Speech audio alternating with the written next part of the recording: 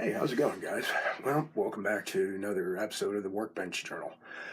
From where I last left off, I think I was priming. I was explaining everything going on. Well, here's the stage I'm at. Airframe has been painted and all wash decals applied, ready to go.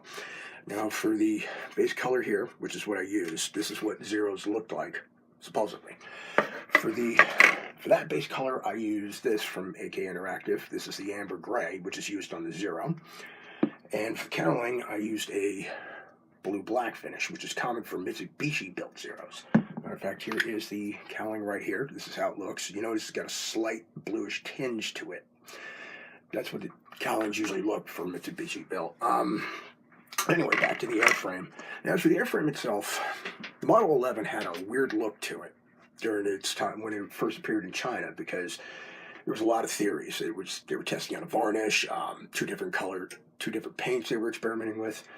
But so far, according to the research I've read, the best theory on this was they used a tarp to cover the canopy and to keep the cockpit from like overheating or something during the sun or something like that. I'm not really sure offhand. So how I did this was pretty simple. I used my base coat of the amber gray from AK Interactive. Used that as my base. AK Interactive's pretty good so far in the airbrushing category. I used a Badger 350 because since it's a single color subject, which is right here. This is ideal for single color subjects. For more complicated, I recommend using a double action. But if you know how to mask and stuff, this is the way to go, especially for beginners. It's easy to clean up, it's rugged, it's reliable, as you can see here. So, once I got the base coat on, I let it dry for a couple hours. Then what I did for the wing here, the tail, and the other half of the fuselage, I used this. I used Tamiya's JN Gray XF12. Now, I didn't use it straight out of the bottle and such. I actually thinned it down to like an almost about 6 parts thinner to 4 parts paint. The reason why I did that is so I can get a translucent effect and also give it a test run to see how it looks. I thinned it down with Tamiya thinner, of course. This is a very good thinner. This is perfect for Tamiya, Gunsango. You can use it on other acrylic paints, but I don't recommend it. I definitely do not recommend this on life color, but you can try it on testers. What I did, I masked the areas where the tarp would be, like here and here, and on the wings, as you can see here. I sprayed it in a couple of thin coats because I didn't want to start contrast. And I was also, a lot of the photos I've seen with these are black and white. So I just guessed it the best I could. But so far, it looks pretty good, and I like how it came out. Once I got that done, well as the cowling, gave it the gloss coat, waited a couple days. Then I applied the decals. Now, the kit supply decals I actually did for the 12th Kokutai, or 12th Flying Group, which was in China during 1940-41. The decals from Hasegawa, they're thin, they're a register, and they're quite good, but they're delicate, so you got to be careful when you're putting on a decal setting solution or whatnot, because if you're not careful, it'll end up wrinkling really, really bad or damaging the decal. So use something softer like Microsol and Microset. The red, in my opinion, is a little bright for my taste for the Hiromaros and the tail. I think it's a little too bright for my taste. It should be a little more dulled down. But it dulled down once I put the wash on. The wash I used was a mix of oil paints, and I actually been doing this as of late. I've been using lighter fluid.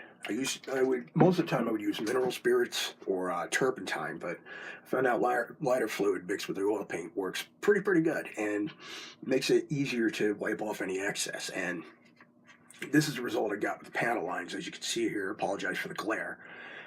That's all you want. You don't want it heavy, you don't want it massive, you just want it subtle. Give it a more realistic finish, or try to get it to scale. Once that was done, let it sit for a day or two, took a rag, dampened it with some mineral spirits to wipe off any excess that I missed, and once it was cleaned off, this is the result. Looks pretty good. I also did the same with the cowling. Once again, I used raw umber for it. This way it'll break up the monotony. I'm going to be heading into the final stages of assembling and finishing it when it's all said and done.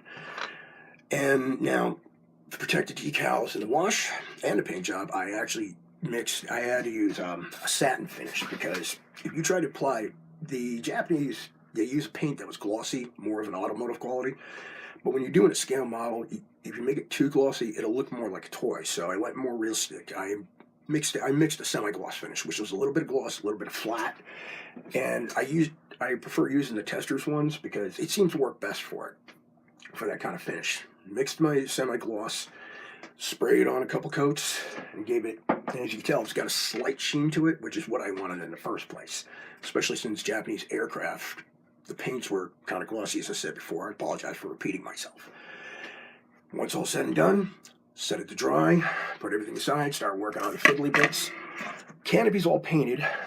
The problem with Hasegawa canopies is, even though the scribing is good on it, it's a little on the faint side, and I am too cheap to go get masking sets from Edward or something. But this is the result right here. What I did was I hand brushed them very carefully, had to put on my glasses under bright light, and I hand brushed them.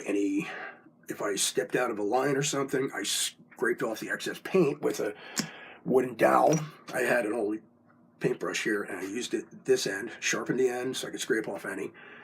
The good part about acrylic is if you're using it on clear plastic, you can always scrape off any excess and it won't do any damage to the plastic. So this made life a lot easier for me because acrylic doesn't etch into the plastic like enamel does. And of course, with Canopy, I dipped it in Future Floor or Pledge Floor Care finish, which used to be Future. It's generally a liquid acrylic. Let it set aside for a couple days, then I painted the canopy frames.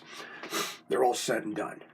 Now the prop for the Model 11 was aluminum, as you can see here.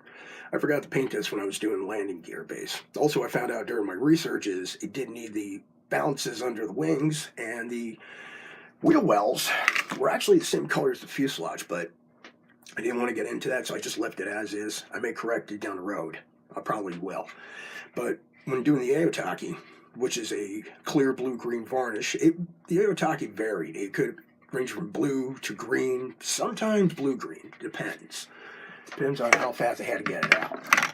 But back to the prop. Prop was painted in aluminum. Back of the prop blades were flat black. Speaking of which, I gotta remember to put a flat coat on the back of these because some of the semi-gloss got a little bit under the prop. And once all said and done, set everything dry. Landing gear, I just got to put the gear doors on, as you can see here. This is how it looks. Even though I used raw umber for the airframe, for the main gear wells and landing gear, I used a Payne's Gray, once again with the lighter fluid. When you do this kind of stuff, like do a wash or something, you got to make sure it's a consistency of ink and do it in small amounts because you'll end up wasting a lot. And that's what you don't want to do.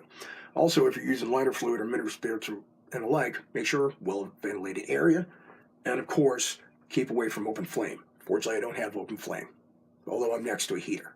Anyway, so that's all said and done. Everything is ready for final assembly, final detail painting. As you can tell here, I got to paint this green. The deck itself is black according to research, same as the cowling. And also I got to paint a little bit in the front here. I've seen some photos with any restored Zeros that had that section, although I could be wrong, so I got to do more research. But this is what I got so far, overall. And this is how it should look. However, this is not definitive. It all depends on the eye of the modeler themselves, what they're working on.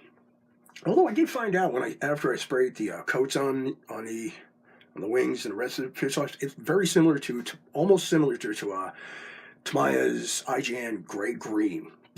Which is kind of weird, which made me think maybe I should have went with that. Well, who knows? But in a future video, I'll probably end up talking about the Ame Iro or this color on the Zero, because for a long time we thought it was gray. We were wrong, which we'll discuss even more. But this is what I got for now. Landing gear, I kept the small parts on here, like the landing gear doors, the accutators, the mast, pivot probe, the guns. Well, not these. They're on a different one. And the tail wheel. They're all painted out, taken care of accordingly. Since I'm doing this aircraft here, 3, which is the aircraft numbers on here, I actually had to do some more research on it, and I thought it was 3 colors on the main gear landing gear. It's actually red and blue accordingly. So I have a couple books on certain things. So that's what I did. I followed that also. Um, Now, if you're wondering about the blue-green finish, what I did was I painted the aluminum first, and then I used the clear blue-green finish. I actually mixed my own because I had a hard time with any company that makes Aotaki. For some reason, it always ends up translucent, or I don't apply it right. So I just hand brushed everything, hand painted, let it dry, then I applied the wash, and we're good to go. That's about it for now. Hopefully by the end of this week or next week, I'll have this fully assembled, fully painted, and I'll show you how it looks. And that's the way it goes. So happy modeling, take it easy, and I will talk to you guys again soon.